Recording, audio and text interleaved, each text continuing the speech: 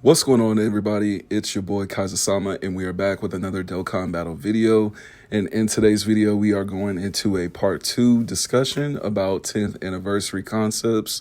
So if you guys are new here, drop that like and sub for your boy. Make sure you turn on those post notifications, and you will be in the know whenever I drop a new video. Now, for the 10th anniversary theme, we know it is Kamehameha, but we have gotten, I don't want to call them leaks, but we've pretty much gotten some confirmation signs that are pretty much pointing us in the direction that we are going to be getting a Goku and, not Goku and, but we're getting a Goku unit and a Vegeta unit. Because we do see that we are going to have actual like red zone stages that go in their own individual paths. And with that being the case, I feel like, and this isn't stepping on the toes of the people that like DB Saga and Namek, but pretty much this is kind of confirming that it's not going to be either of those either. And I say that in a sense because this is 10th anniversary, you guys. This isn't, just some ordinary Dokkan Fest. This is 10th anniversary. They are coming with whole ass game updates as far as like how the game looks. I don't think they would do all of that just to give us some new Namek Saga characters. I don't think that's the case, people. I just don't think that's the case. And I understand a lot of you guys are kind of like tired of the whole fusions, get up. Oh man, they're just trying to cash grab with fusions. I'm so over it. Hey, we didn't tell you that you have to play the game, dude. Hey, by all means, give yourself a little break from the game so everybody else can get their RNG up, can get their luck up as far as summoning on the banner and shit. Because I'm telling you, for a money move, that's what they're thinking about. Amatsu is not thinking about individual wants. Oh, well, a lot of people actually want Namek Saga or DB Saga. They're thinking about what sells. Oh, okay, people? They're thinking about what sells. They're thinking about money. They're thinking about dollar signs. They don't want to check their analytics, from like a couple weeks into anniversary, and they see that they've only barely risen from the usual game analytics that they would see if we weren't in the anniversary. They don't want to see that as a business. You know what I mean? Because at the end of the day, I'm gonna just keep it a buck with you guys. If we didn't get fusions and we didn't get, some busted unit for Goku and Vegeta, and we got some Namek and some DB Saga stuff, I'm telling you, they would go through those numbers and they would sit there and say, damn, we fucked up.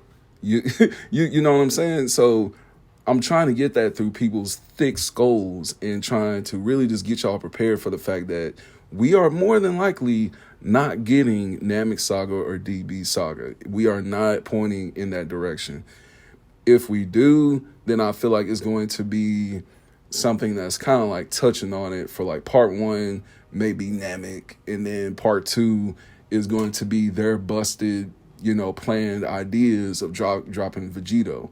So we could possibly see that happen, but the likelihood is very, very minuscule to, be seeing the first saga of Dragon Ball, being celebrated for 10th anniversary. To me, if we go by the signs of what we've seen so far, we have the red zones that are telling us that we're basically going to have different paths for Goku and Vegeta to go down, and we can get these red zones done with. Now, the thing that's kind of pointing me in a direction as to more of a fusion route, as well as also getting a Goku and Vegeta unit, what goes together when Goku and Vegeta are with each other? Fusions. It's pretty simple. It's fusions. Like, I don't know why everybody hates fusions, because when you look at Dokkan in the history of the units that have dropped, the last time we had some Super Vegito or Super Gogeta drop as like standalone units, not even LRs, just TURs. They dropped in what, like 2017, 2018?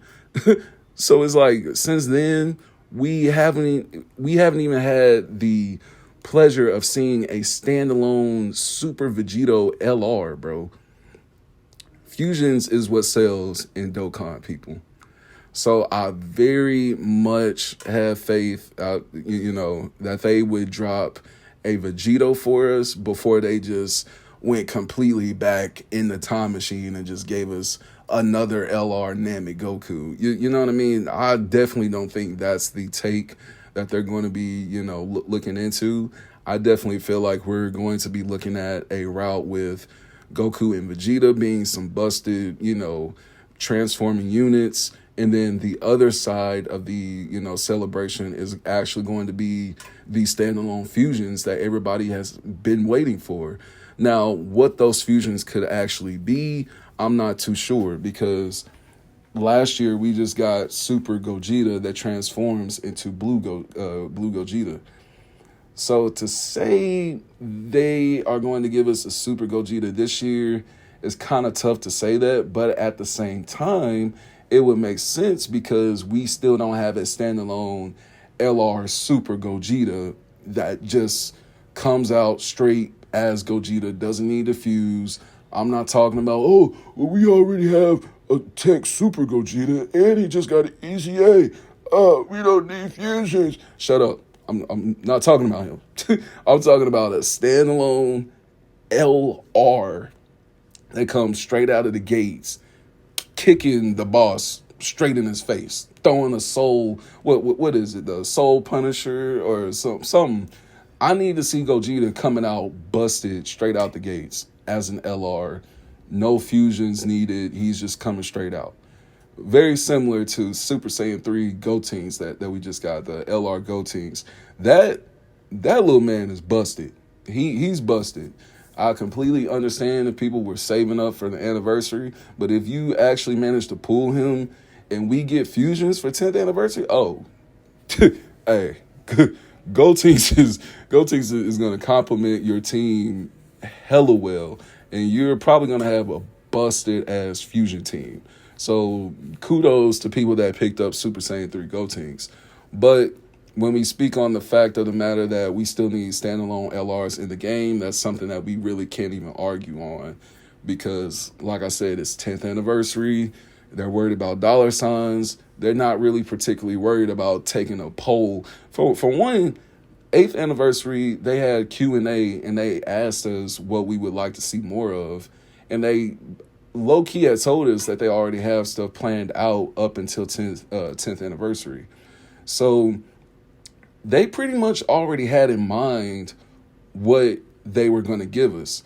Now, if you really, I don't want to put too much speculation on this very topic, but if you look at 5th anniversary and how we got, what was it? Blue Gogeta and Blue Vegito, but they had to transform, it would kind of make sense if we got straight up Blue Vegito and Blue Gogeta as standalone LRs. Think about that. Think about that. 5th anniversary and then 10th anniversary. That makes complete and total sense. Now, are we getting that? I'm not saying that's confirmed. I'm not saying that. But I'm saying that kind of makes sense. That kind of connects like an invisible set of dots that's kind of floating over our heads right now. That kind of connects with it. 5th anniversary, we had transforming fusions. 10th anniversary, we could very well be looking at these standalone fusions that just come straight out of the gate, busted, powerful, not powerful, powerful, straight destroying the bosses with a new, well put together fusion team. Now, last thing I'm really gonna touch on, then I'm gonna go ahead and wrap it up. But as for the case of seeing the Goku and Vegeta units, I feel like personally they're going to be transforming units, because why else would they have freaking red zones that are going to have all these different enemies? You know what I'm saying? So some people may think back to the Easy A TURs that we have of Goku and Vegeta. What was it, from the Resurrection F movie, where, if you know what I'm talking about, they're like a physical Vegeta unit and an AGL Goku unit, and they transform. They go all the way from Super Saiyan to Super Saiyan Blue. Are we going to get characters like that, except just in a anniversary LR edition? I feel like maybe so. More than likely, we're getting a set of characters that is very similar to that. I know some people are thinking, oh man, I wish we were getting Ultra Ego and perfect MUI Goku. Man, trust me, if we could really get that, that would probably be, no doubt, the hypest celebration in Dokkan history, bro.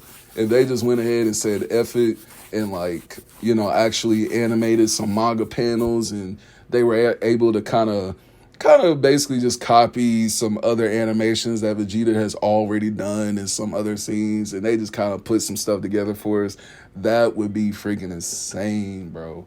That would be freaking insane. But as for, are we going to see another LR UI Goku, another LR, Evolution Blue Vegeta? I'm not too sure.